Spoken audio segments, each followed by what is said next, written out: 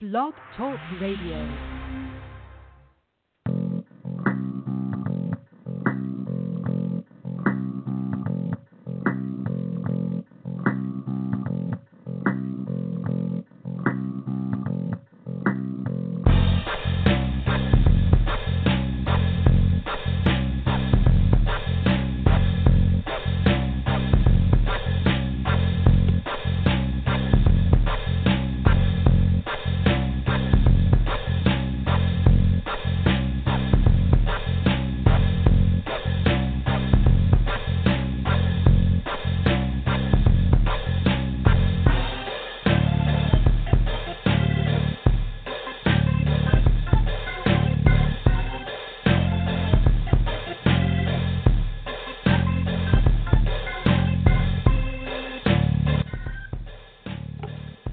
Good evening.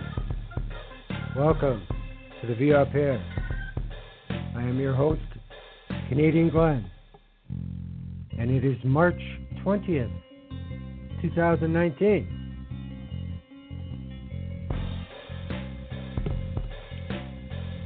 Tonight, budget 2019. Ushers in a storm or just a shower? Well.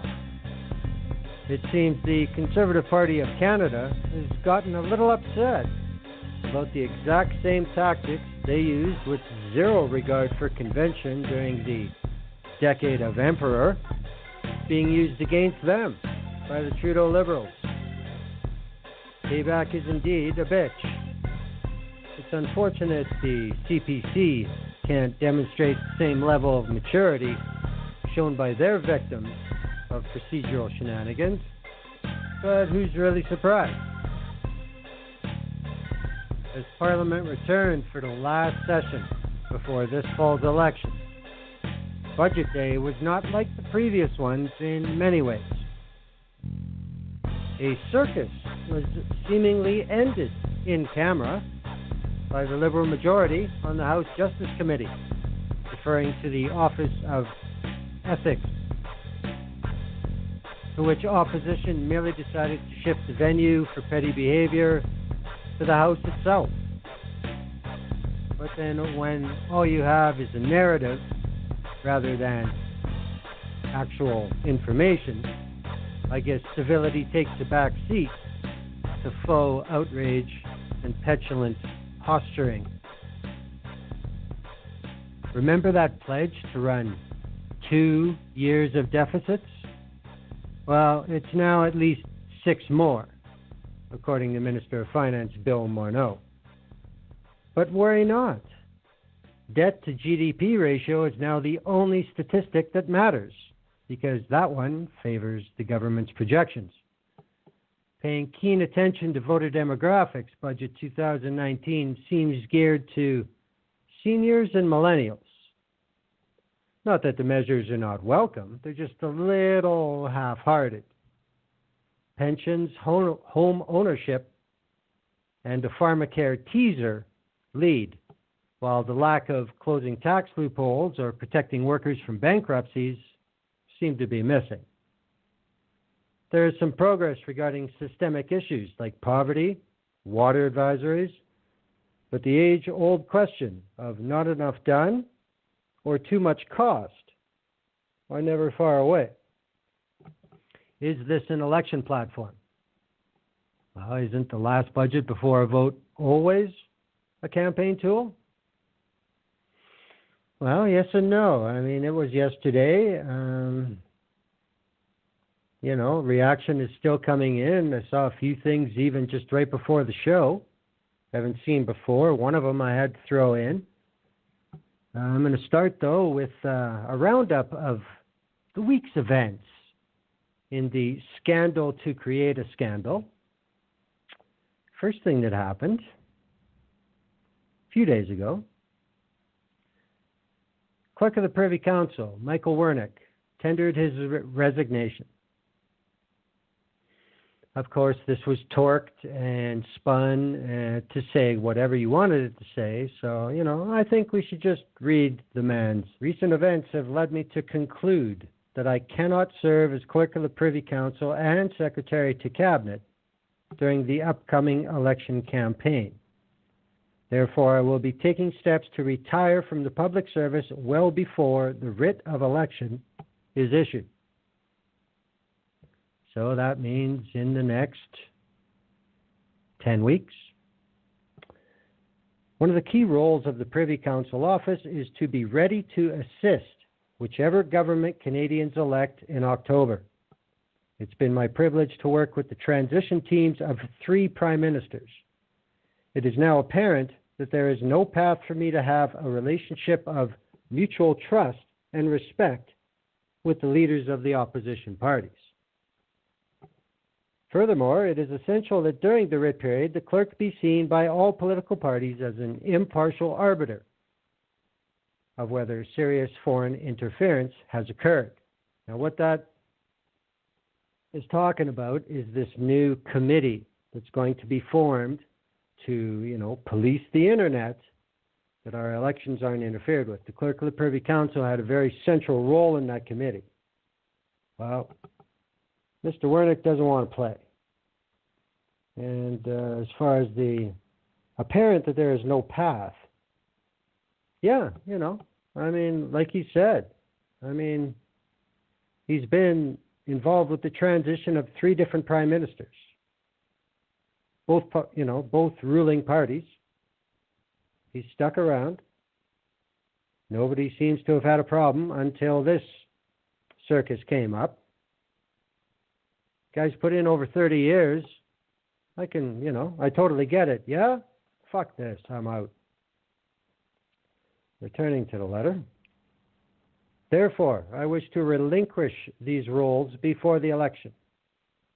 It is essential that Canadians continue to see their world-leading public service as nonpartisan and there to provide excellent services to Canadians and the governments they elect.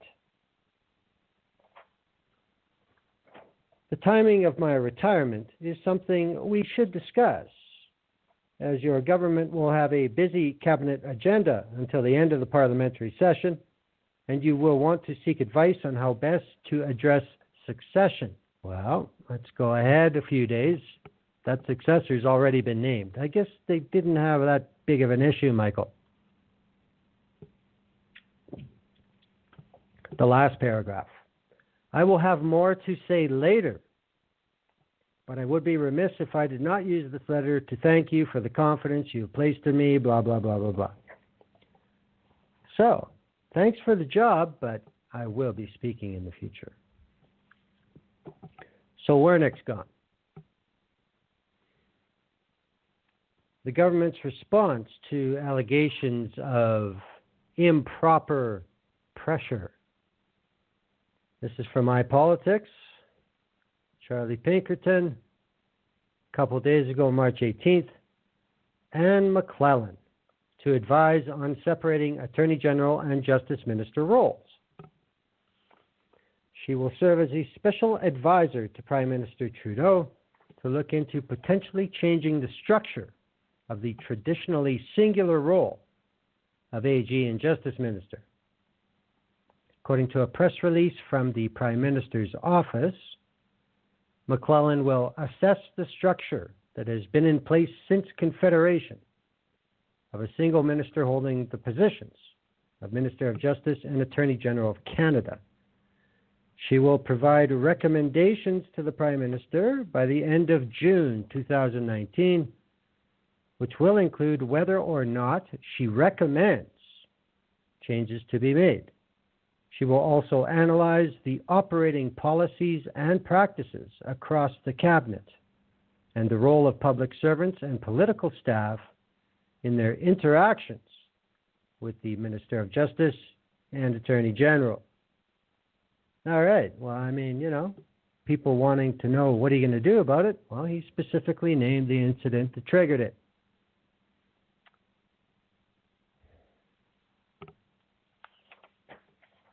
People have brought up the issue of Anne McClellan doing this. And McClellan was most recently getting an additional stipend besides her pension from Ottawa for chairing the whatever it was, Publishers Clearinghouse, about the legalization of marijuana. We certainly don't have a perfect law out of that. She did have a lot to do with that. People immediately clamoring about, oh, she's a liberal insider. Well, I mean, how many people are available? Let's get serious. Who is Justin Trudeau supposed to phone? Peter MacKay? Like, give me a break. Of course he's going to get a former liberal who served in government. Anne McClellan was Minister of Justice, Attorney General, and Deputy Prime Minister under Chrétien and Martin, with an Edmonton riding for all that time. In a nonpartisan factor, that has to be given respect. Am I impressed with what Anne McClellan did? No, that's not the point here. Anne McClellan pushed through the first anti-terrorism bill in 2001. So take it from there. But she will be conducting the review. What does that mean? Good question. No details were given at this time. Just fill in the blank, try and change the channel. The hole in cabinet was filled by Joyce Murray. I'm going to read the actual release from the Prime Minister's office first. Joyce Murray was first elected to Parliament in 2008. She has served on a number of standing committees, including Trade, Health, Fisheries and Oceans, Environment and Sustainable Development, and Defense, as well as being a critic in opposition on national defense. Also a member of the Standing Committee on Access to Information, Privacy and Ethics, Standing Committee on Public Accounts, and Standing Committee on Government Operations and Estimates. Those are important that she got the job of President of the Treasury Board. She's also been the Parliamentary Secretary to the President of the Treasury Board for quite some time. Minister Murray's private members' bills and motions included a crude oil tanker traffic ban on BC's North Coast, which was adopted and is in the Senate, and increasing the accountability and transparency of Canada's security agencies. One of the best private members' bills I've seen in the last 25 years. Of course, it was rejected by the Liberal government, and instead it was extremely watered down, and it is included in C-59, the replacement for Harper's C-51, although I use the term replacement very loosely. Joyce Murray was also elected to BC's Legislative Assembly, where she served as a cabinet minister from 2001 to 2005. She co-founded an international reforestation company, which has planted over 1 billion trees.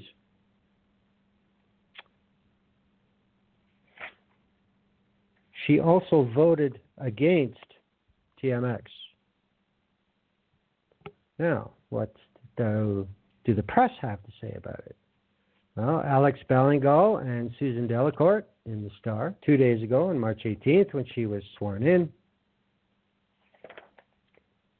The Prime Minister, of course, a little review. The Prime Minister was forced to fill the position for the second time this year after Markham-Stouffville MP Jane Philpott resigned as Treasury Board President in February. Murray, a former provincial environment minister in BC and member of Parliament for Vancouver Quadra since 2008, which is John Turner's old riding, will be familiar with the work of Treasury Board, given that she was the parliamentary secretary in that portfolio since the Trudeau government took power in 2015. She was the runner-up in the 2013 Liberal leadership race that Trudeau won and championed electoral reform during that contest. And we're finally starting to see some truth in the mainstream press I like the way they end that sentence. A policy that Trudeau went on to promise during the 2015 election, only to abandon after he became Prime Minister.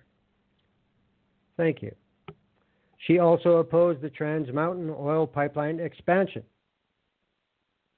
Earlier this month, she told the Tyee she was very committed to persuading Trudeau to abandon the pipeline expansion because she shares concerns over the project's impact on marine life.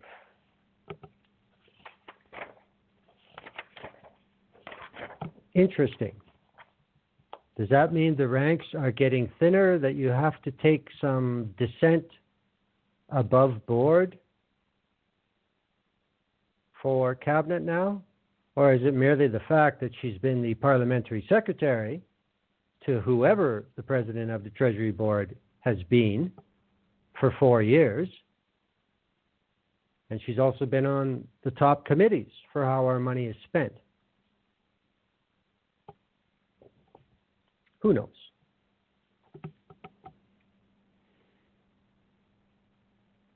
Although Joyce Murray has been a supporter of Trudeau through recent events. A little bit from CBC, no name attached to it. On March 4th, the day after Jane Philpott resigned, Joyce Murray issued an open letter to her constituents expressing absolute confidence in the integrity of the Prime Minister. She said that under Trudeau's leadership, Liberal MPs have had wide latitude to express and to vote their views, even when they are not aligned with the government's perspective. But she went on to demonstrate whose side she's on, let's put it that way. I quote from her letter, "In a truly diverse and representative cabinet, a range of perspectives on a common event should be considered healthy and normal. People inevitably experience an event or conversation through the lens of their own unique personality and background. These different perspectives have resulted in controversy and strong feelings among some members of the public." Now, Treasury Board isn't a very public role in the government, but it oversees accountability and ethics, financial, personnel, and administrative management, controllership, approving regulations, and carrying out cabinet orders.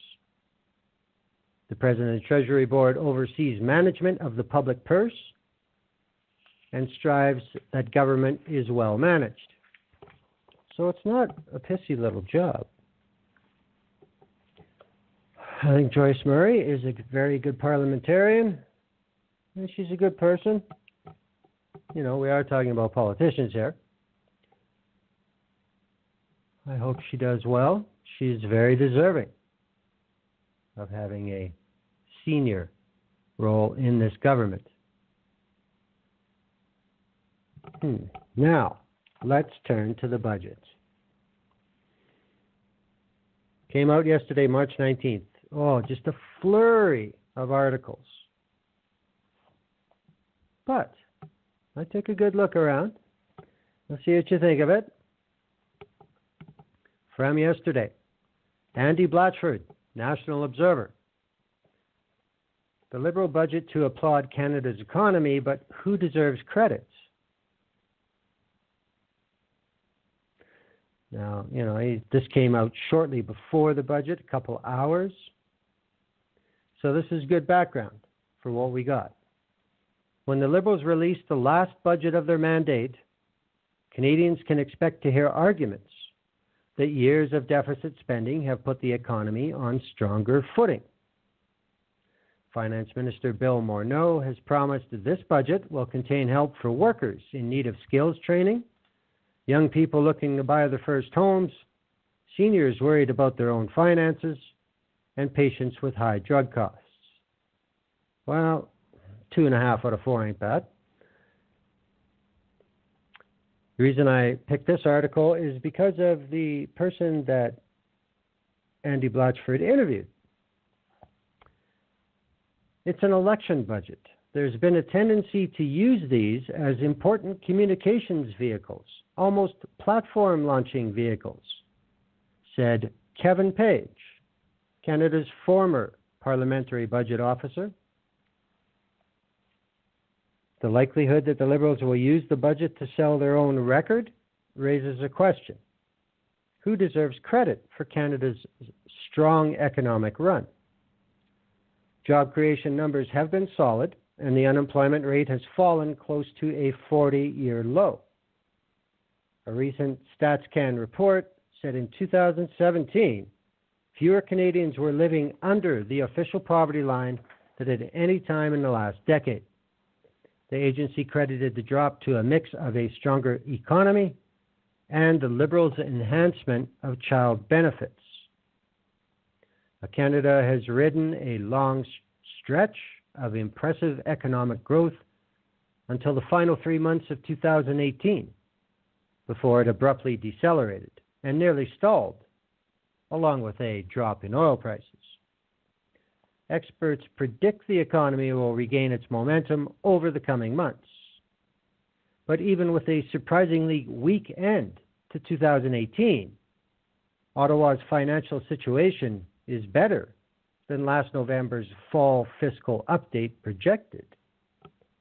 Experts say the federal treasury pulled in more tax revenues than anticipated.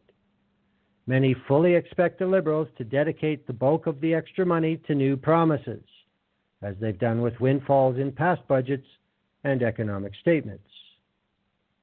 Over the last few years, the Liberals have spent billions more than they promised in their 2015 election platform. Now, they did vow to post annual deficits of no more than $10 billion and return to balance by 2019. Instead, they've posted shortfalls of more than $18 billion in each of the last 2 years and have offered no timeline to balance the budget. In the November update, the Liberals projected annual deficits of between 18.1 and 19 billion over the next 3 years. Now, Morneau has argued the bigger ticket commitments in areas such as child benefits and infrastructure have been necessary to juice the economy for years to come. He's also insisted the deficits remain small enough that they're fiscally prudent. Now, Kevin Page expects the Liberals to take credit for the economic improvements, and he thinks they deserve some recognition, particularly for enhancing child benefits and an ambitious, expensive infrastructure plan, despite its slow start. But he added Canada's prospects have also been lifted by strong economic performances in the United States and the world as a whole. Page said it's difficult to know whether the Liberal deficits will actually raise Canada's long-term growth, or if they've mostly created a big temporary bump in consumer spending, as the government has borrowed money and put it into Canadians' pockets. Page says, you don't have to be at balance. There's nothing perfect about a zero deficit number in this environment. Having said that, we are adding to the stock of debt, and that creates potential instability down the road, and we'll have less room to maneuver. And future generations definitely are going to pay higher interest costs on the public debt. The opposition Conservatives, some economists, how about economists?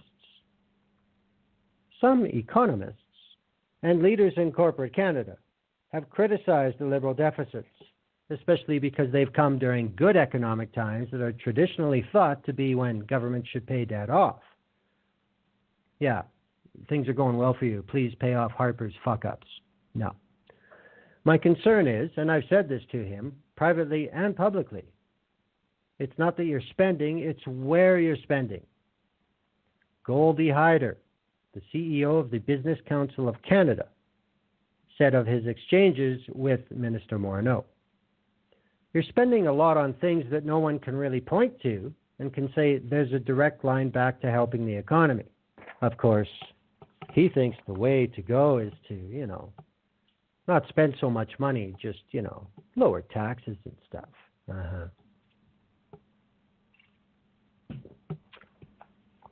The budget did come down yesterday. I'm not going to discuss the stupid behavior within and without of the House. It's not important. Temple Scott Associates is a governmental relations firm, foremost above everything. They put out a very short fast facts about the federal budget. Mr. Morneau presents a budget based on economic fundamentals that are broadly in line with the estimates in the 2018 Fall Economic Statement and recent annual budgets. Key federal economic indicators include GDP is projected to grow by 1.8% in 2019 and 1.6% in 2020. The government will run deficits of $19.8 billion in 2019-20 and $19.7 billion in 2020-21 before those figures decrease significantly in subsequent years. Despite this, the federal debt to GDP ratio will be reduced annually over the entire fiscal horizon. The government collected higher than expected tax revenue over the last 2 fiscal years and expects that to continue. So that's what an organization in the game sees as what Morneau is using to sell his budget this way. Now I turn to the Globe and Mail. Matt Lundy and Tom Cardoso. Federal Budget 2019 highlights. This article here, this is the one that covers the most out of anything I saw out there. Have to say, good job. The federal government unveiled a budget Tuesday ahead of a federal election that marked a pivot back to middle class aimed at key voting blocks. The plan comes with a sizable price tag. New spending would total $22.8 billion over the next 5 fiscal years. And the government is projecting a $19.8 billion deficit for fiscal 2019-20, slightly larger than projected in the fall economic update. The budget touched on many key themes that were telegraphed ahead of time, including housing affordability, pharmacare, and seniors issues. In many cases, however, the policies proposed differed greatly from what lobbyists had suggested to Ottawa. Budget balance. The government approached this budget with a stronger fiscal position, owing to spectacular revenue growth, as Bank of Nova Scotia economists recently put it. As such, there was leeway to announce new spending, but also improve the bottom line. Instead, the government is projecting a $19.8 billion deficit, followed by a $19.7 billion deficit in the next fiscal year. Those figures are roughly $200 million and $1.6 billion larger, respectively, than the fall economic forecast. For the 2018-19 fiscal year, which ends very soon, the government expects a $14.9 billion deficit, an improvement over its previous estimate of 18.1. The Liberals once pledged to return accounts to balance by 2019, but once in government, they nixed those plans in favor of targeting a reduction of the federal debt to GDP ratio. On that front, the government projects the ratio to decline to 28.6% in 2023-24 from 30.8% in 2018-19. Home ownership rates. The budget included a raft of measures aimed at improving home affordability. One notable inclusion is the first-time home buyer incentive, which would allow buyers to share the cost of purchasing a home with the Canada Mortgage and Housing Corporation, CMHC. Under the plan, eligible first-time home buyers could finance part of their purchase through a shared equity mortgage with CMHC. The incentive is for insured buyers, those who make a down payment of less than 20%. This will reduce a buyer's total borrowing costs and therefore their monthly mortgage payments. The incentive is subject to various conditions, including that buyers have a household income below $120,000 a year. Full details will be quote-unquote forthcoming. CMHC would offer eligible buyers a 10% shared equity mortgage for newly constructed homes or 5% for existing homes. The housing agency would provide up to $1.25 billion over 3 years, and the plan is expected to go into effect this September. The budget offered an example of how the incentive would work. For a $400,000 home purchase, an insured buyer must have 5% or $20,000 for the down payment. For a new home, a shared equity mortgage would offer $40,000, lowering the total borrowing costs to $340,000 from $380,000. The incentive will be repaid when the home is sold. So this is a little bit of a take off of a reverse mortgage. With a reverse mortgage, you have to be a homeowner to get it. This is coming in the door. Separately, the government announced changes to how registered retirement savings plans can be tapped for home purchases. Under the current system, first-time buyers can withdraw up to $25,000 from their RRSP to purchase a home without having to pay tax on the withdrawal. The budget proposes increasing the withdrawal limit to $35,000. Now, there's been a lot of reaction to this already, and I think it is based in the real world. This example of a $400,000 home. I guess you're not living in Vancouver or the GTA. That it just doesn't do anything. And millennials don't seem to be too impressed with increasing the RRSP withdrawal limit to $35,000. Most millennials you hear talking don't have anything to put in an RRSP these days. I don't know who this is going to help. I guess we'll see. Pharmacare. As part of last year's budget, Ottawa announced it was forming an advisory council chaired by former Ontario Health Minister Eric Hoskins to explore the creation of a national prescription drug program.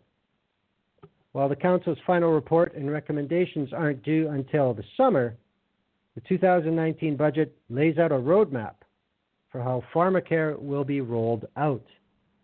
The government is proposing to create a new department, the Canadian Drug Agency, to manage federal pharmacare.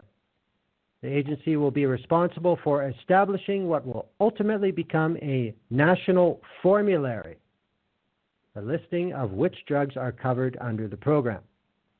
To establish this office, the government is earmarking $35 million for Health Canada over 4 years. The budget also included funding for the development of a national strategy for high-cost drugs for rare diseases. In some cases, these drugs can cost upwards of $100,000 a year per patient. The government is promising $1 billion in funding over 2 years. But starting with the 2022-23 fiscal year. So, yeah. Tells you how quick they're thinking about rolling out pharmacare. 4 years from now. National job vacancies. The budget included several measures to help Canadians boost their job skills. The Canada Training Credit is intended to help workers between 25 and 64 pay for training costs. Every year, eligible workers would accumulate $250 in training credits, rising to a lifetime total of $5,000. Canadians could apply their accumulated credit against half their training fees and claim their refund when filing tax returns. The budget also proposes support through the Employment Insurance Program. Under the benefit, eligible workers could receive up to 4 weeks of income support, paid at 55% of average weekly earnings, every 4 years while on training and without regular pay. Both the training credit and EI benefit are expected to launch in 2020. These don't do much, okay? These don't do much at all.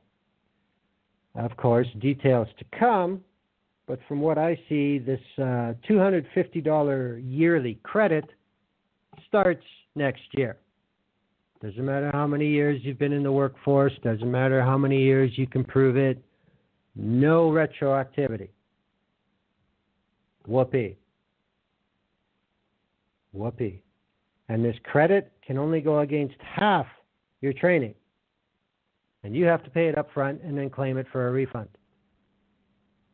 It's not that big a deal. Not for training programs. We're not talking post-secondary education here. We're talking training.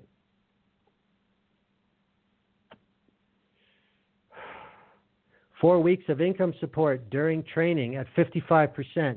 That's the exact same program that apprentices get. Big deal. They have to go to school to advance their apprenticeship. This is voluntary, and this is all you're going to give people, 55%? Big deal. Seniors. As expected, the budget included a series of measures aimed at improving the lives and security of seniors and those nearing retirement. According to the government, approximately 40,000 people, 70 years of age or older, are currently not enrolled in the Canada Pension Plan, meaning they aren't receiving a monthly retirement pension. And the budget calculates that this would be $302 a month on average in 2020 for these people.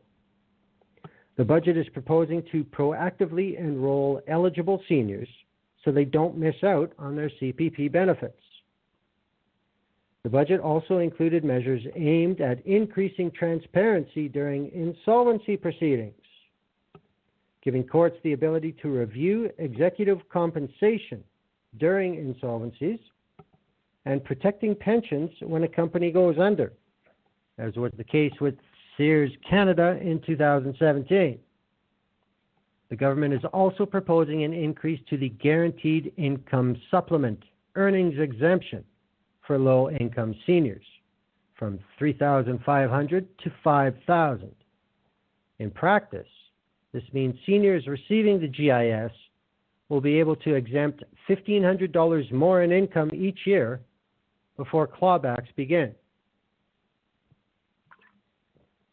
The budget also included $50 million over 5 years to the Public Health Agency of Canada for the development of a national dementia strategy, slated to be unveiled this spring.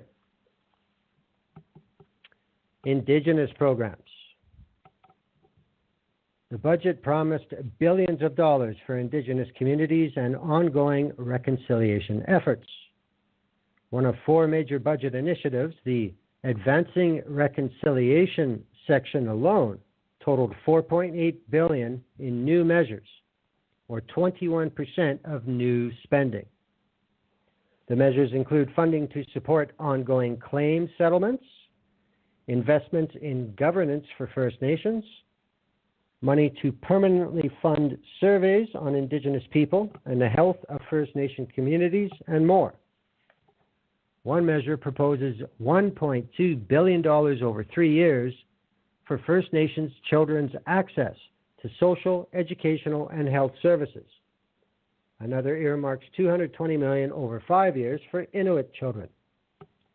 Nearly $740 million has been set aside over the next 5 years for the elimination of drinking water advisories in First Nations communities. The government is also proposing to invest $333 million over 5 years to implement the already proposed Indigenous Languages Act, with $115 million committed every year after that. They're also proposed to specifically address several of the Truth and Reconciliation Commission's calls to action, including $126 million in fiscal 2020-21 for the establishment of a National Council for Reconciliation. The budget's proposals would also finalize the restructuring of federal Indigenous agencies into 2 departments, a split announced in 2017. Indigenous Services Canada, which was set up last year, and Crown Indigenous Relations and Northern Affairs Canada. That all sounds good, but we've heard it all before.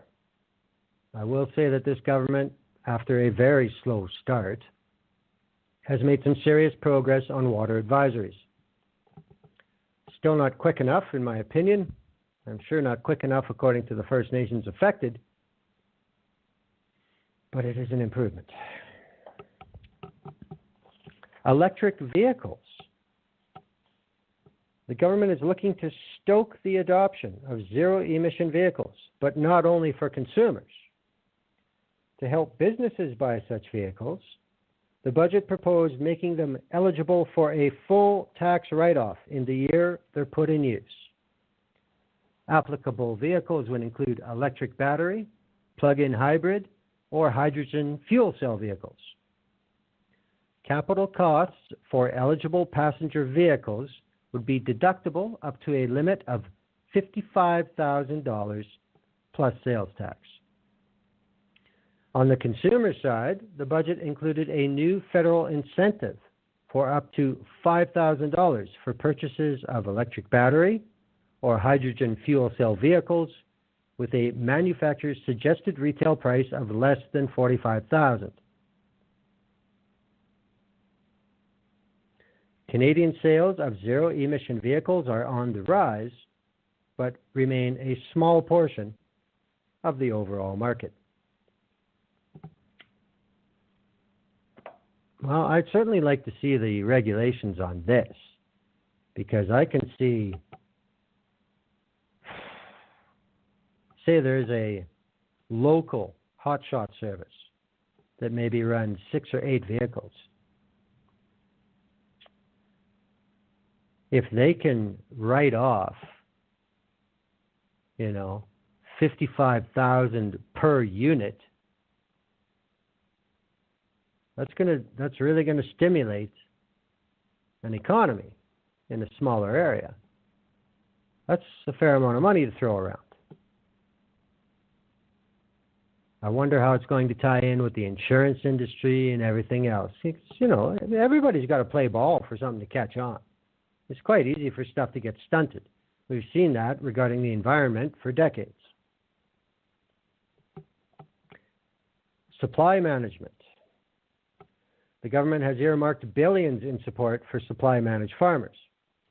This follows an uproar from dairy farmers in particular after Canada ceded some of the domestic market to U.S. producers in the new North American Trade Pact, which has yet to be ratified.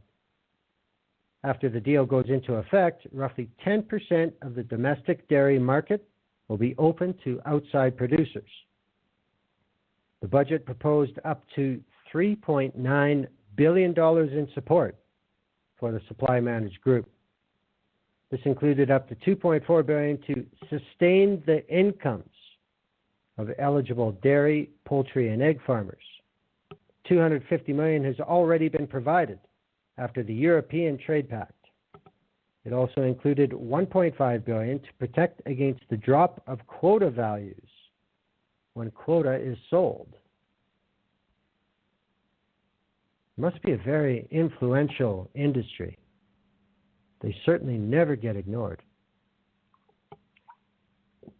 But yet Maxime would abandon them, but Scheer will not speak against them. Interesting. Digital infrastructure.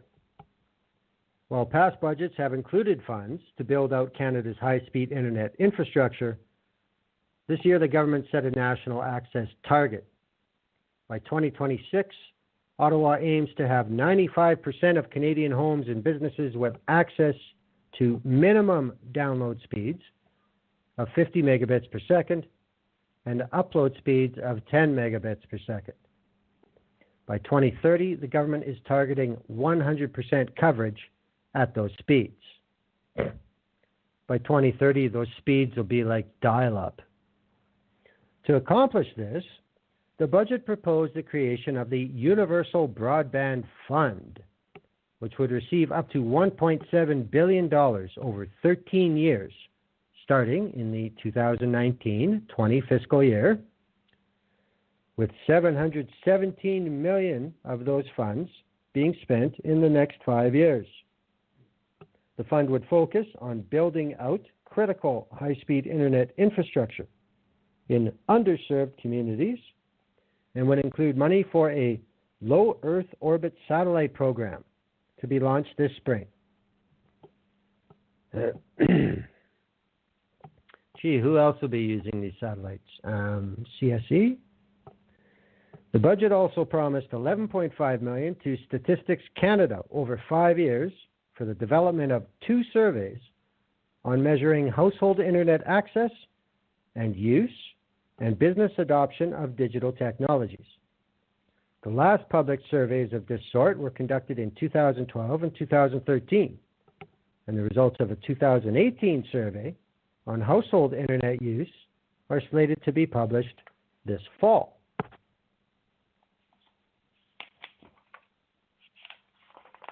Journalism. This year's budget included the first concrete details on the federal government's strategy to support journalism.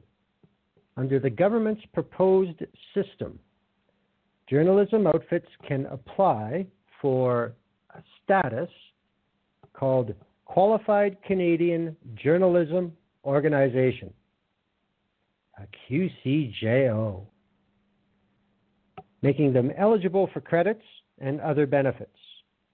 To become a QCJO, an organization would need to operate and be incorporated in Canada and chaired by a Canadian. At least 75% of its directors must be Canadian, and it must be at least 75% owned by Canadians. These and other criteria for QCJO status would be managed by an independent panel, and an administrative body will be created to handle status designation. Starting January 1st, 2020, QCJOs would be able to register with the Canada Revenue Agency for qualified donee, meaning they can accept donations and issue tax receipts like registered charities. QCJOs would also qualify for a 25% labor tax credit on salaries paid to newsroom employees, capped at $13,750 in tax credits per employee every year. Certain broadcast outlets and organizations receive funding from the Canada Periodical Fund. They will not qualify for the labor tax credit. Finally, the budget also proposes a temporary personal tax credit on digital news subscriptions from QCJOs only. Individuals will be able to claim a 15% credit on subscriptions totaling $500 for a $75 maximum annual tax credit. Whoop-de-doo. Harper boutique bullshit. There's been a fair amount of reaction to this already in the more independently geared media. Not a fan of Jesse Brown, but he's had a lot good to say on this.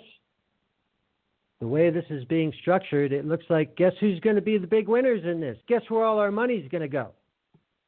Postmedia, Rogers, Bell.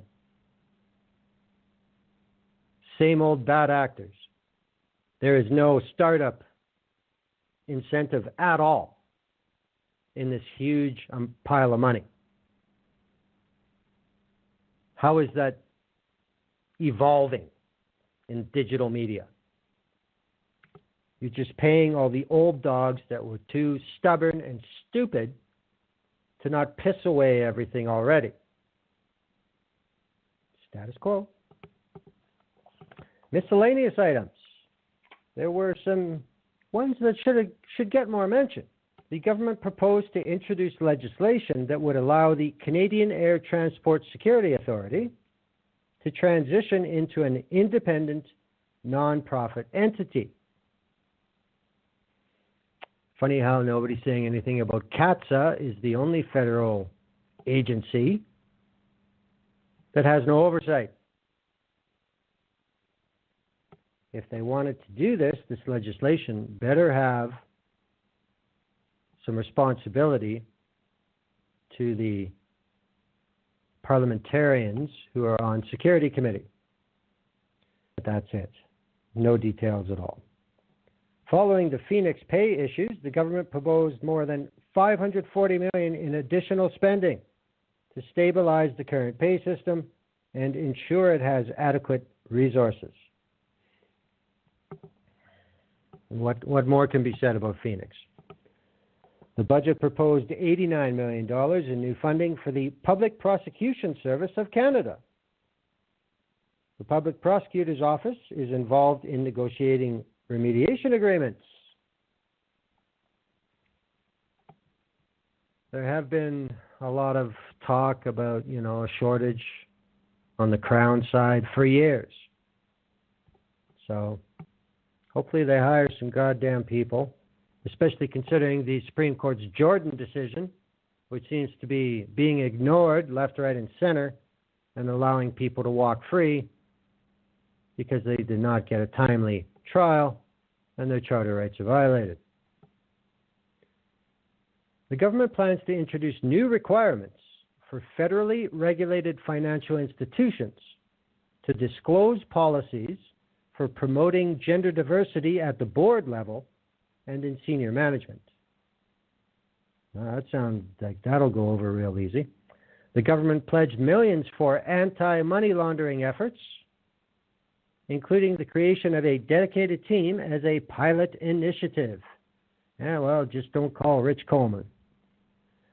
Following the cancellation of Greyhound bus services in Western Canada, $15 million is proposed to support affected communities where no other service provider has emerged. I mean, it's a thick document. There's always a lot of stuff in it, but you don't hear about so much of it.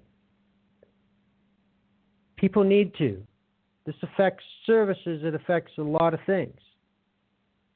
I mean, anything can get done in the budget, as we see by the deferred prosecutorial agreements that somehow got through in the budget last year, which is a matter for justice. Now let's look at some of the individual items and some of the specific columns. Some of them are from quote-unquote trade papers, organizations that are, have their focus on specific issues in the budget and in government. From the Hill Times, Jolson Lim, Beatrice Paez, Feds funnel another $500 million into fixing public service pay in the budget. Oh, Phoenix, Phoenix, Phoenix.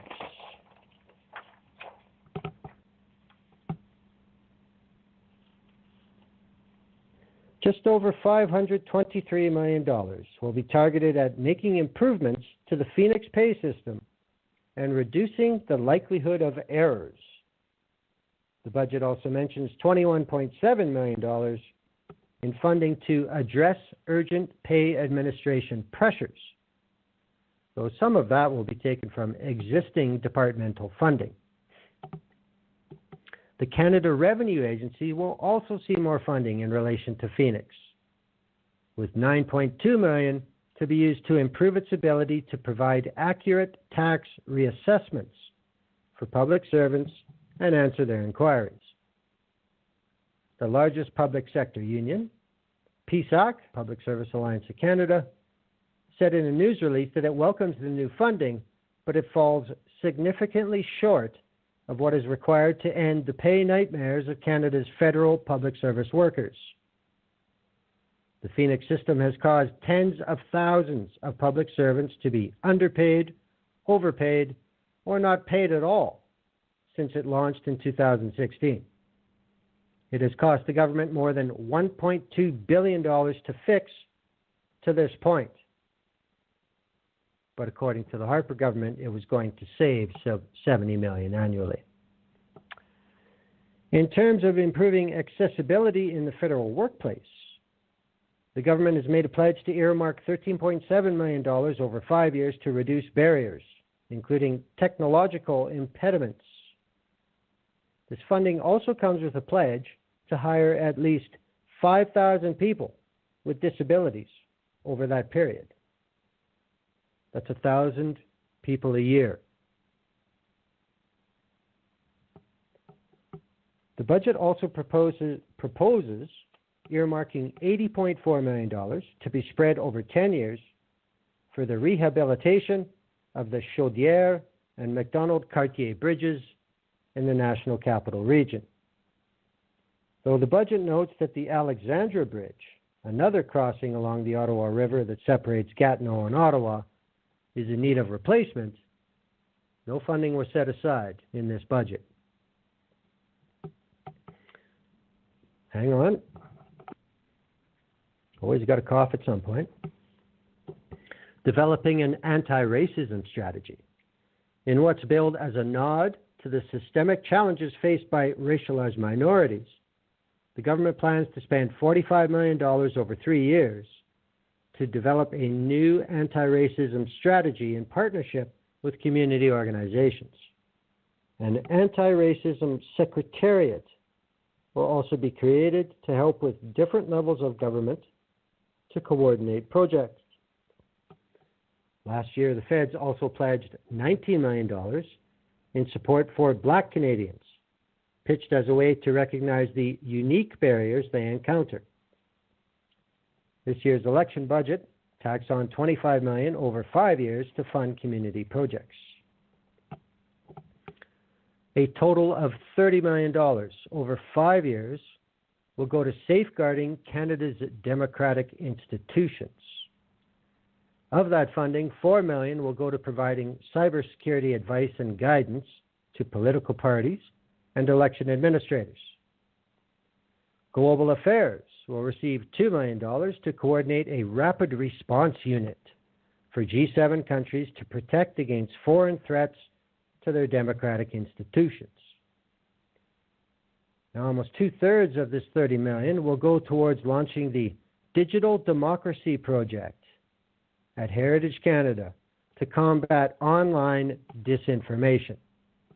The project will include research initiatives and the development of guiding principles on how to strengthen citizen resilience to online disinformation and cooperation between governments.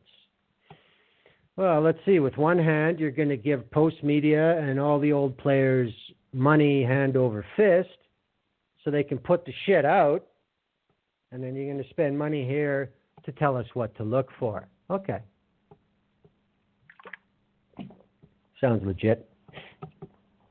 The budget also earmarks $122 million in new funding to boost cybersecurity efforts to protect critical finance, telecommunications, energy, and transport infrastructure.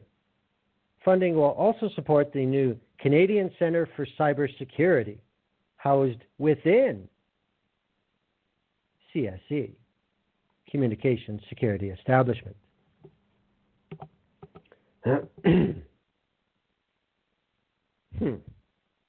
Yeah, okay. The Liberals, if re-elected, will also table new legislation to make necessary amendments to existing federal legislation to introduce a new critical cyber systems framework. Now, addressing gaps in data collection, another leftover from the decade of Harper.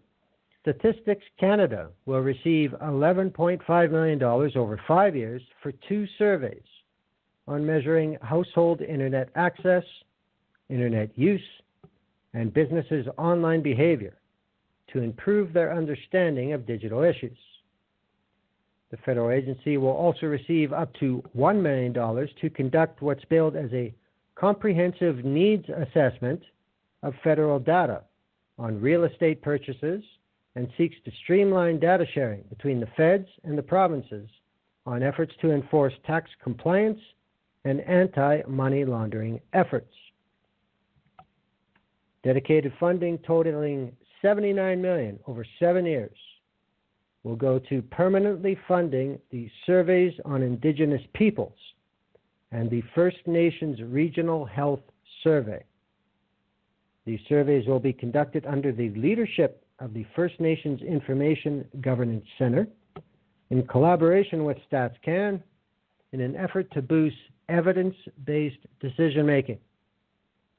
Another $1.5 million will go to the Treasury Board Secretariat to provide more robust administrative data collection and reporting on gender-based analysis initiatives with the goal of better standardizing the framework for future policy decisions.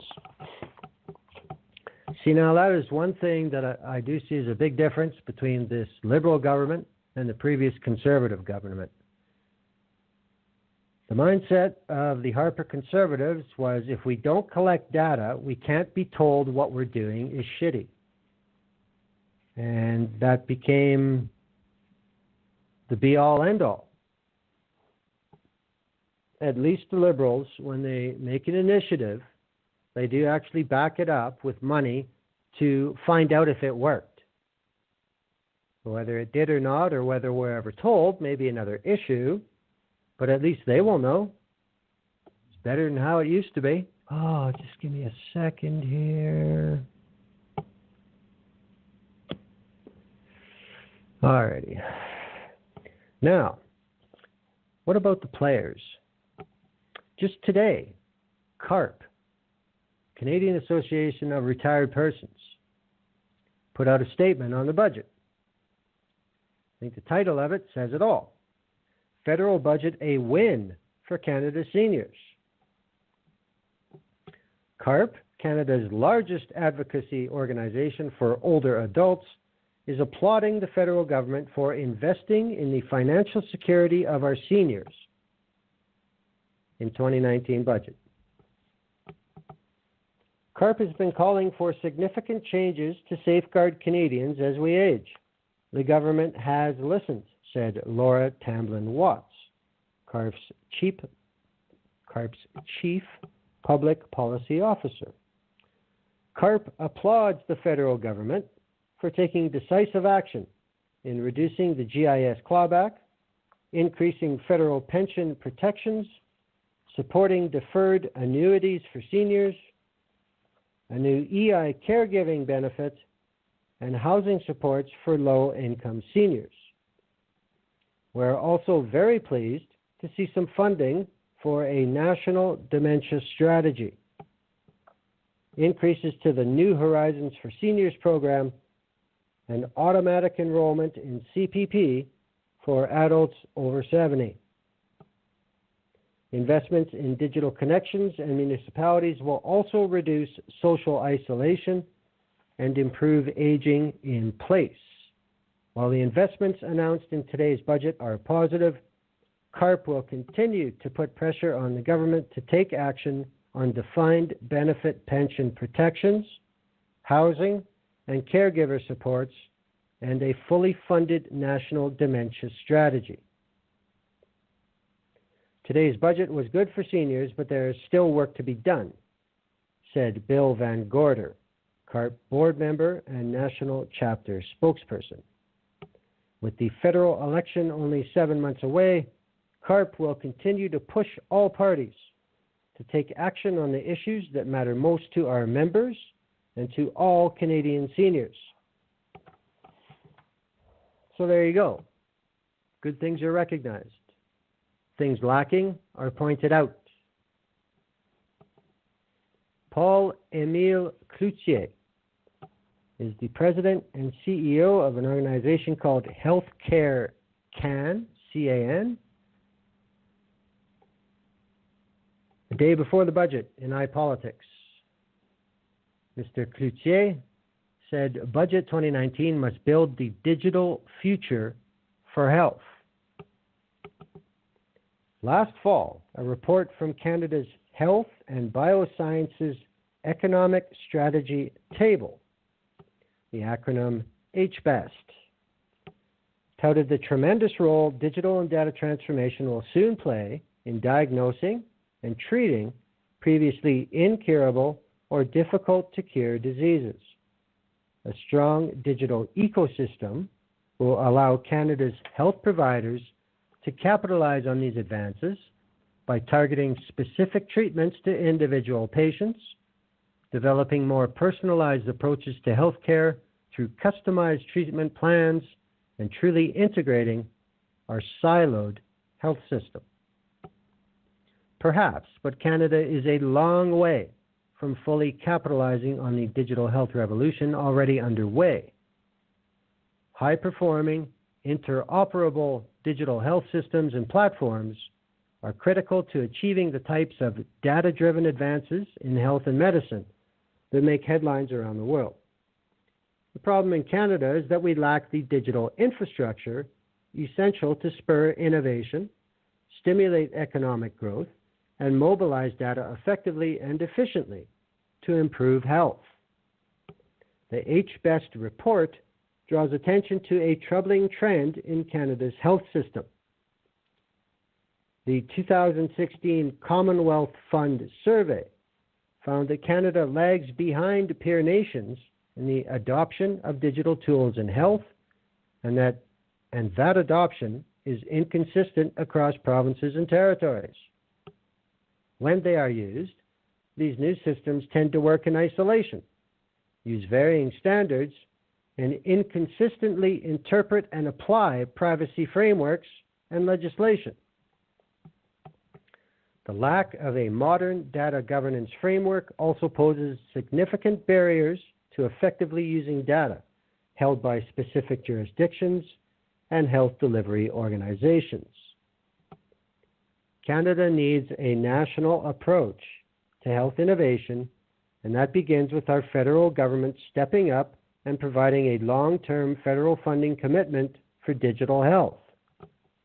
Canadians expect and deserve a federal government that will act to help bring our system into the 21st century, rather than relying on tired old excuse that health is a provincial matter. The United Kingdom recently undertook just such a national approach, announcing a £37.5 million government investment to create between 3 and 5 digital innovation hubs. These hubs will pull data from physicians' practices, hospitals, social and community care providers for research and development purposes. This approach will allow researchers to unlock new advances by harnessing the huge potential of data and provide a foundation for NHS clinicians, scientists, and researchers to find new treatments for chronic diseases such as cancer, heart disease, and asthma. Here in Canada, we still rely on the fax machine to share critical health information, and it's clear we are falling behind. Digital health solutions can improve access to care for Canadians and increase the efficiency of the healthcare system as a whole. Deploying digital health solutions will deliver faster access to patients' test results, prescriptions, and medical histories, and support delivery of safer and higher quality care to patients. Canada Health Infoway has found that 70% of family physicians using electronic medical records and 90% of pharmacists using drug information systems report that the quality of patient care has improved since their implementation. Enhanced investments in the health system of the future, particularly in the areas of digital health and data platforms, will support these critical initiatives. The Advisory Council on the Implementation of National Pharmacare recently echoed this sentiment, recommending that the federal government invest the financial and other resources necessary to enable federal, provincial, and territorial governments to strengthen drug data collection and enhance their drug-related information technology systems to meet the goals and objectives of national pharmacare. This will undoubtedly be an election issue, but do we really need to wait until October for leadership? With the federal government showing support beginning in this budget, the development of common platforms to link and share health data will grow. So there we have an organization committed to new technologies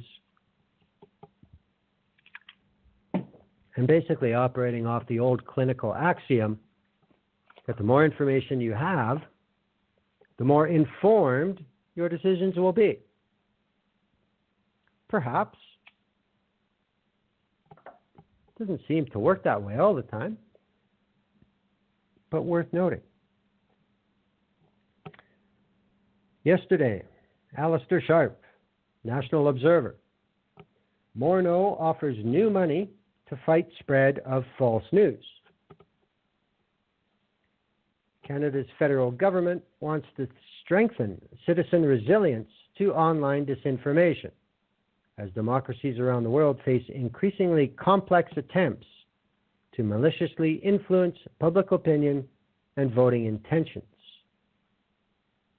The budget tabled by Bill Morneau, the Liberal government's last before an October election, in which such efforts are expected to feature, would allocate $19.4 million over 4 years to launch and run a digital democracy project to support research and policy development on online disinformation in the Canadian context.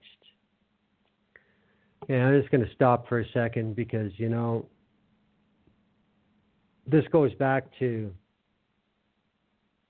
where is all the misinformation and disinformation being disseminated? Social media. Why is it up to governments to come up with a solution? Germany has legislated Google. There are places in the Middle East where the rules are completely different. Why don't they just mandate it, for Christ's sake?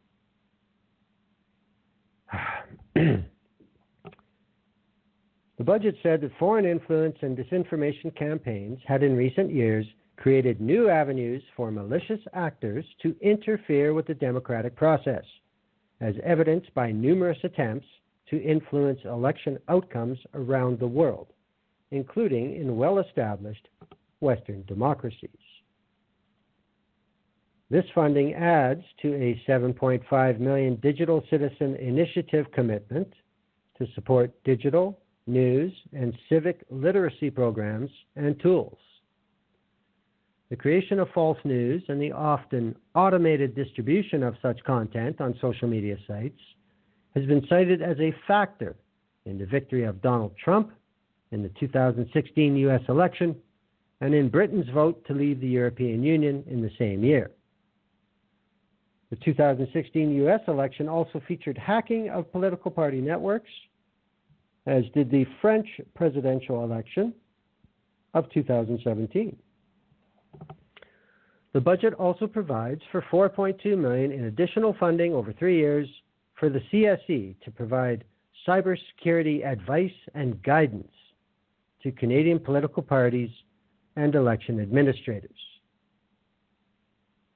The government said the investment in a digital democracy project would also enable Canada to lead an international effort to develop guiding principles that would then be adopted as a framework for efficient cooperation between governments, civil society organizations, and online platforms.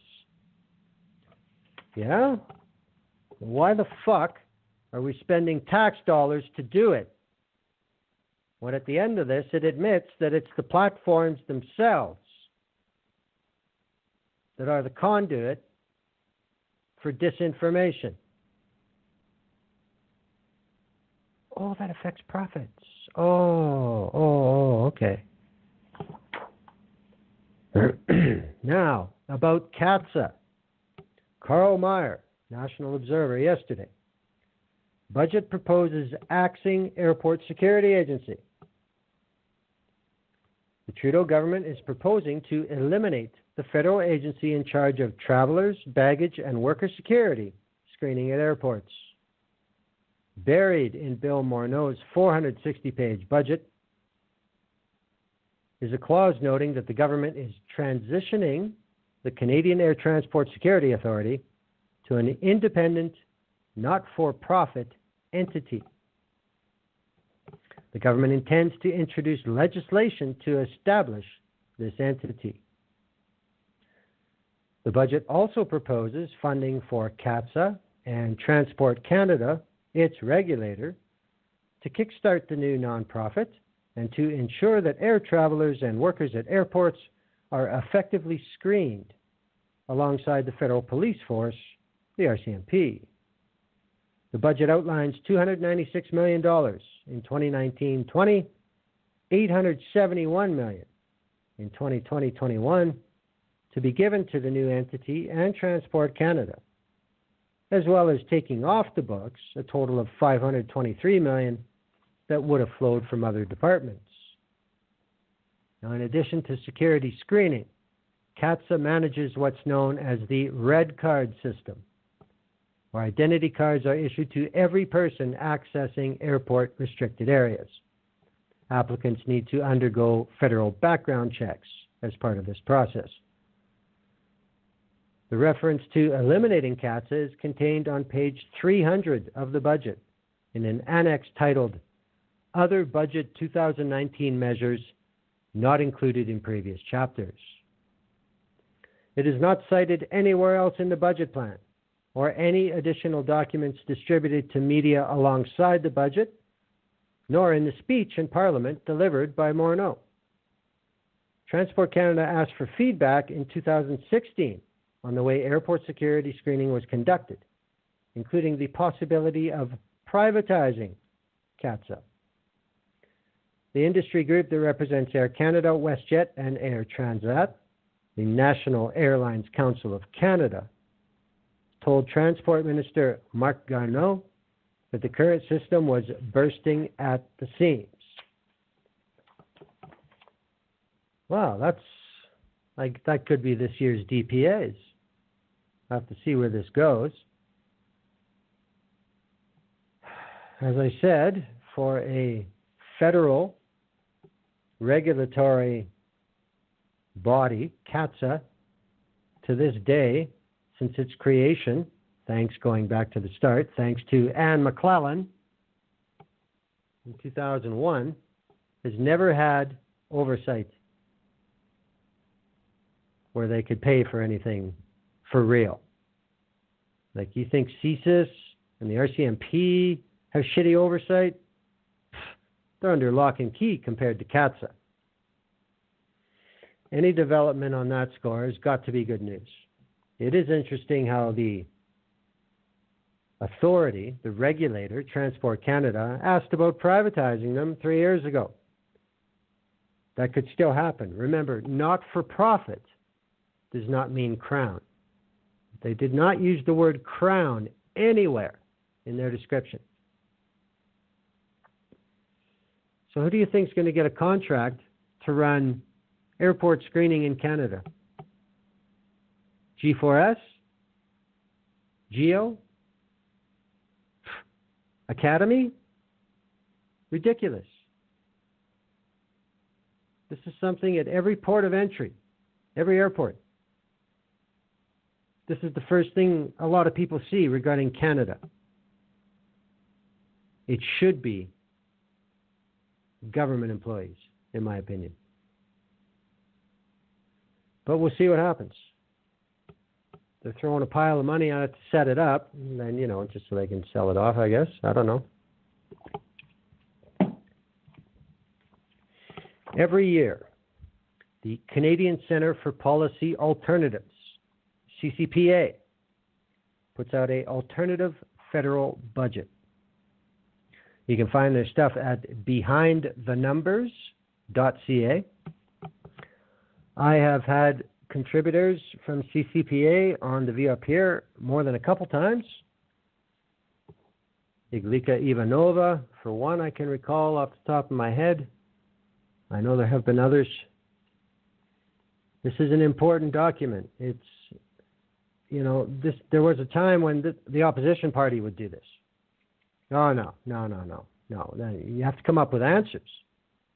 Because that's the thing about the CCPA report here. It doesn't just say, no, that sucks. Next subject. Like the Conservatives do. They actually have alternatives. Federal Budget 2019, behind the numbers. No time to lose. Budgets are political documents.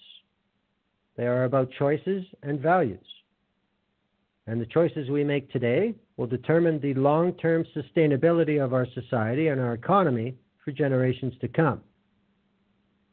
Given the threats and uncertainties on the horizon, there is no time to lose in choosing to budget more equitably and cost-effectively so that we are in a better position to face those challenges head-on.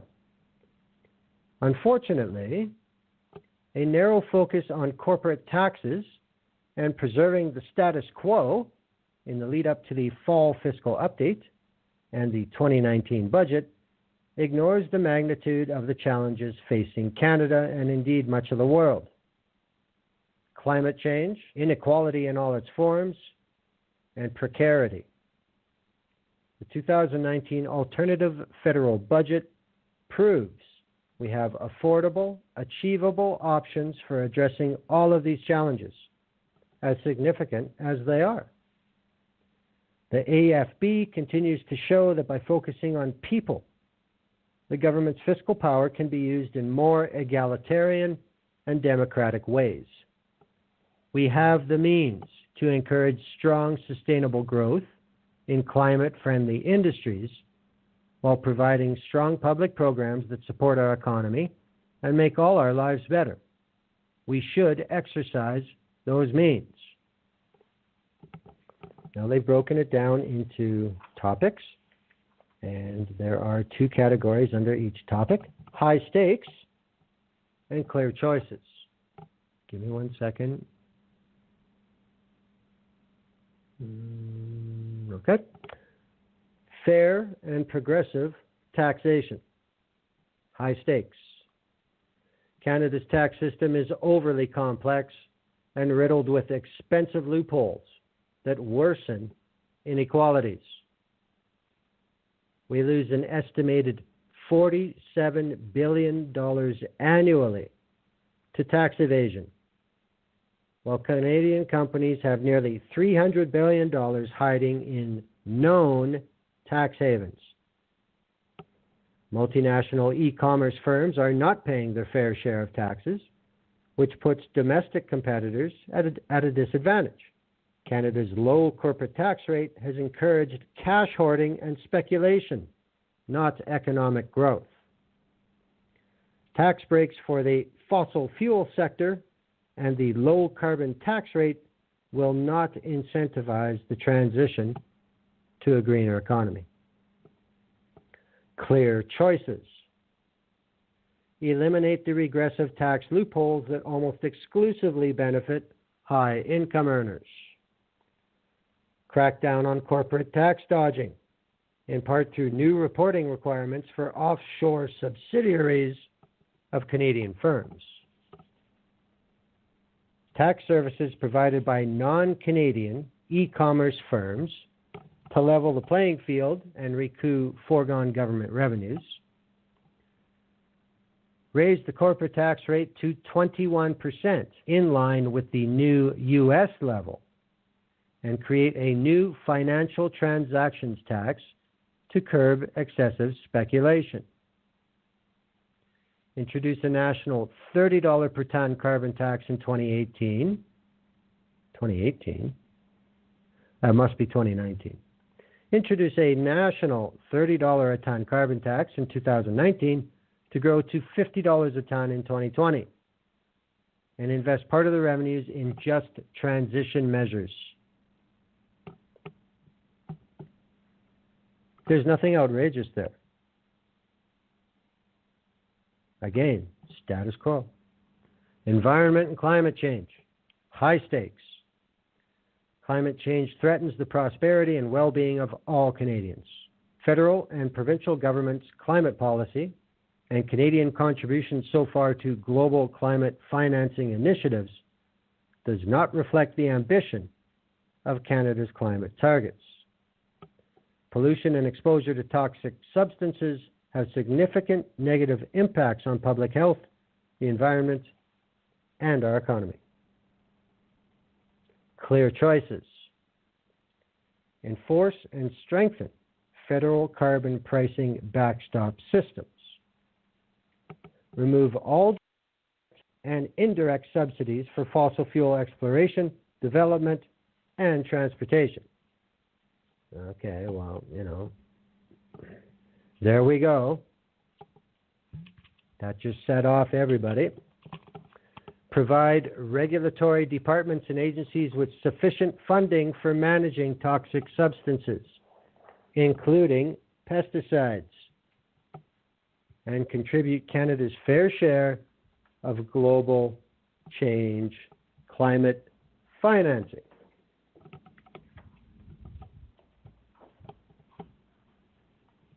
Women. High stakes. The employment gap between men and women is costing our economy an estimated 4% in GDP growth. Women aged 25 to 54 continue to perform 10 hours more per week than men of unpaid work in the home and make up 89% of workers taking parental leave. Women and girls make up more than half of all victims of violent crime and the clear majority of victims of sexual assault and harassment. Clear choices. Invest in sectors where women work and earn a living wage. Deliver accessible, affordable, and universal childcare and a paid paternity leave program. Increase funding to women's organizations and implement a fully resourced national action plan to end violence against women. Well, all sounds really good. Yet to see a government do it. Healthcare. High stakes. There were 4,000 opioid-related deaths in 2017. British Columbia saw 4 drug overdose deaths a day in April 2018. 1 in 5 Canadians suffer from a mental illness, with associated costs to this problem topping $50 billion a year. First Nations, Inuit, and Métis people face significant health inequities and lack equal access to culturally appropriate care in their communities. Seniors can't access or afford the long-term care and home care they need. 34,000 seniors are on wait lists in Ontario alone. I'm sure with Ford, that'll be going up, not down.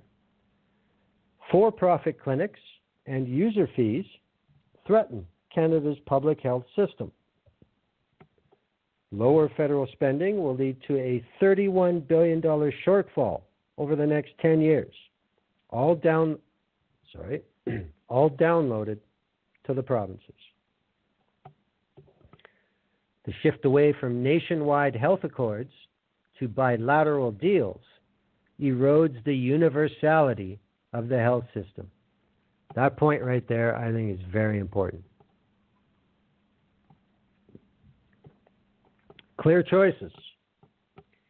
Increase government investment in healthcare to sustain and expand services. Enforce the Canada Health Act to protect the core values of Medicare. Implement a national single-payer public drug plan, pharmacare.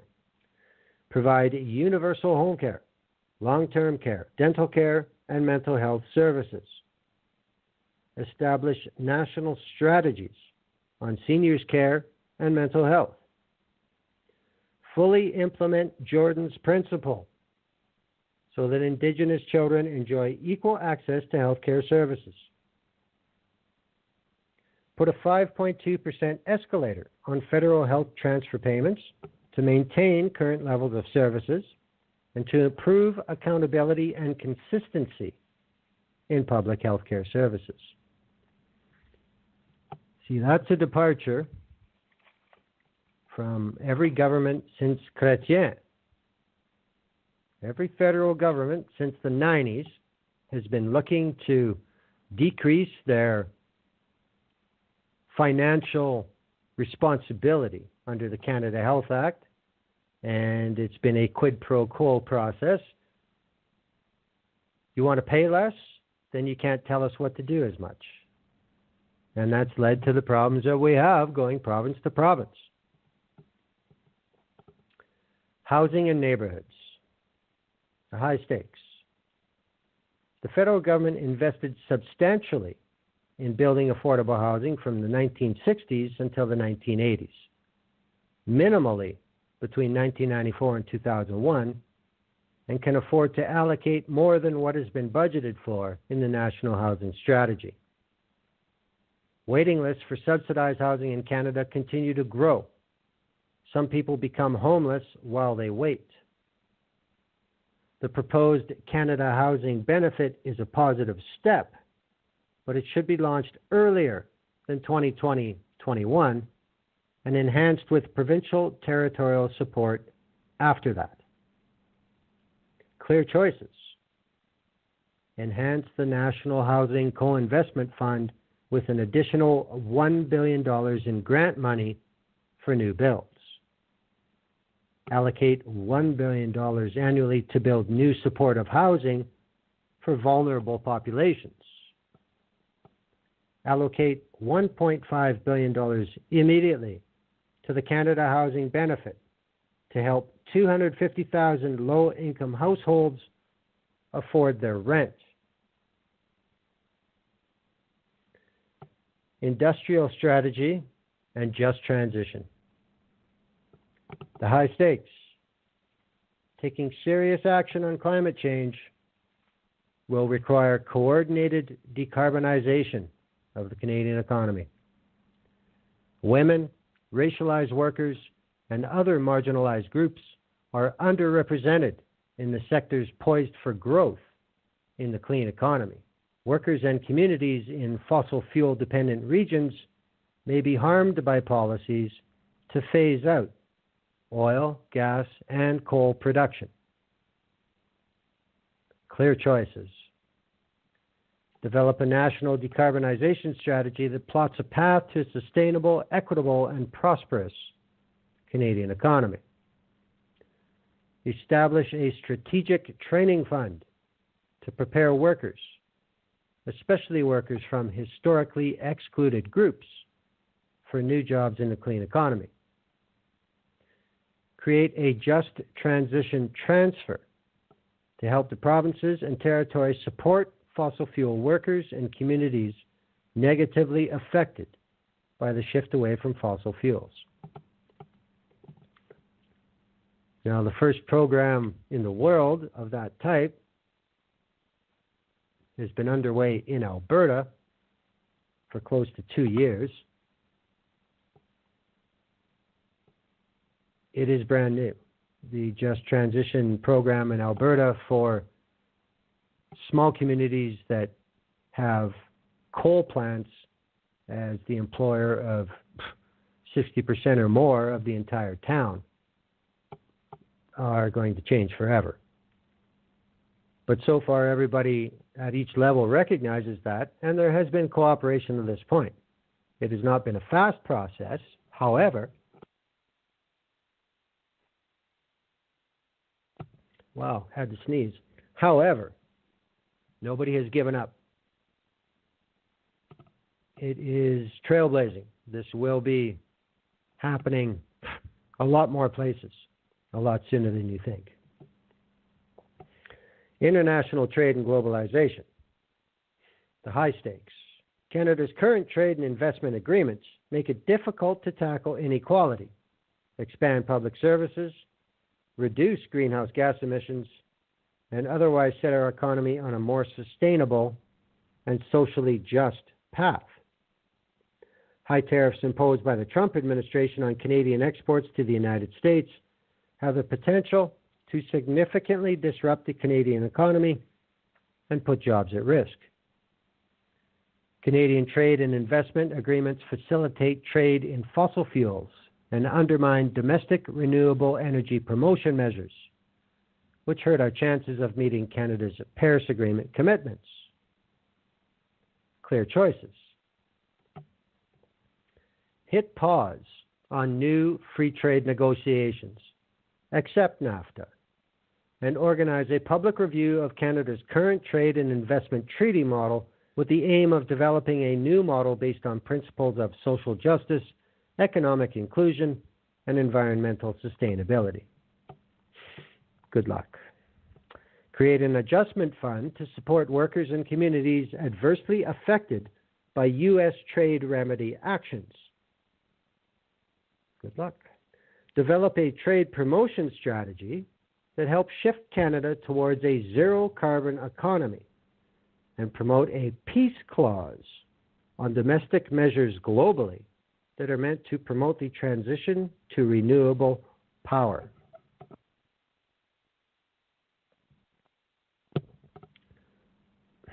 Bold ideas. That's all I can say. Poverty.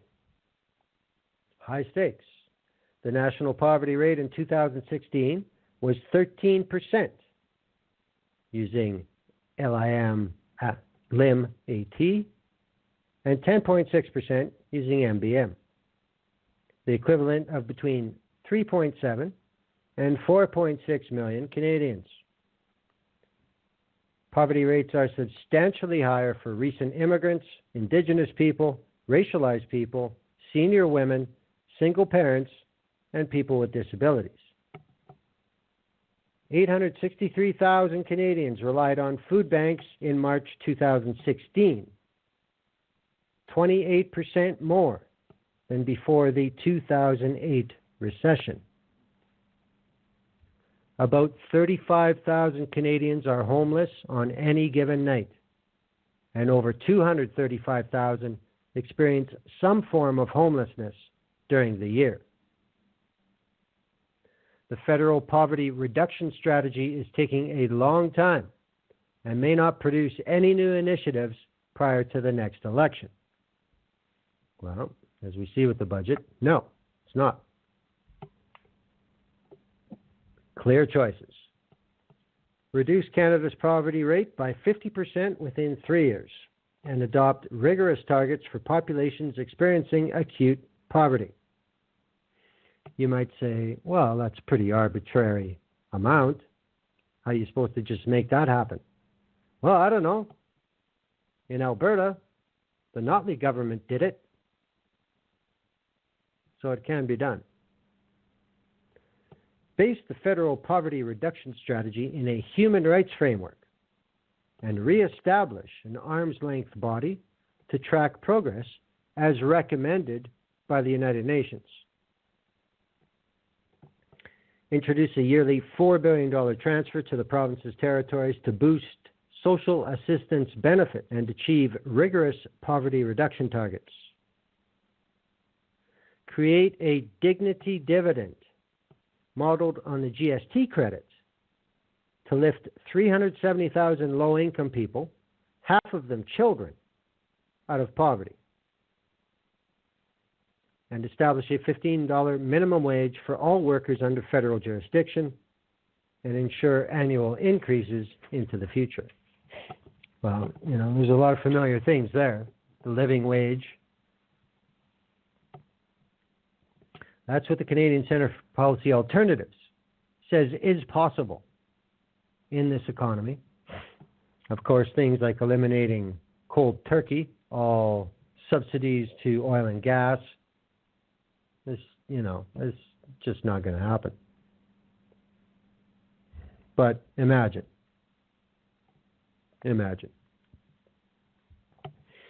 We'll see what happens. I mean, like I said, the feedback, the reaction to the budget is still coming out, especially as ministers fan out across the country to sell it. Seeing more local feedback. Should have a clearer picture, by the weekend. But we've seen worse. We've seen better. It's holding the line. A lot of people saying it's not an election document. There's not enough in it. Well, I don't know. Look at all that new spending. I would think if there wasn't some other circus in town, it might be getting a lot more hype. That's what I'm chalking it up to. But that's all I've got on the budget for tonight. In closing, I would like to, some listeners are aware of it, probably most aren't. Blog Talk Radio has been having another stretch of dysfunction. I have been fighting with them for almost 2 weeks now. Archives disappearing, archives being posted that are missing 19 minutes. That's why there's no YouTube yet for the show from last week. BTR seems to have lost the last 19 minutes, which was the best fucking part of the show. If I have to, I will remake it and include it at the end and then make a YouTube. But for now, I'm waiting for Blog Talk Radio to fulfill their half of the contract we have. Regardless, I would estimate by the summer I will be on a different platform. Enough's enough. But for now, I'm here. I will remain here. We are getting close to the end of Season 10. The 6th year of The View Up Here will be beginning fairly soon. An Alberta election has been called. April 18th, I believe. 18th, 15th, something like that. 30-day campaign period. Guess what the show is going to be about in the next few weeks? Oh, yeah. Time to get going on that. The BTR difficulties have delayed planning. We'll see what happens. But that's it. That's all I can say for what's upcoming. It's going to be Alberta. Alberta for the next few weeks. Anybody watching the news have seen how the used car party, the uterus control party, people are just no ethics at all. But we'll see what happens. We'll see if Jason Kenney can stay out of a courtroom before Election Day. But that's it for tonight. Budget in 2019, usher in a storm or just a shower? I'm leaning shower. There is information out there, but you're not going to get it surfing the network accounts on social media or clicking your TV.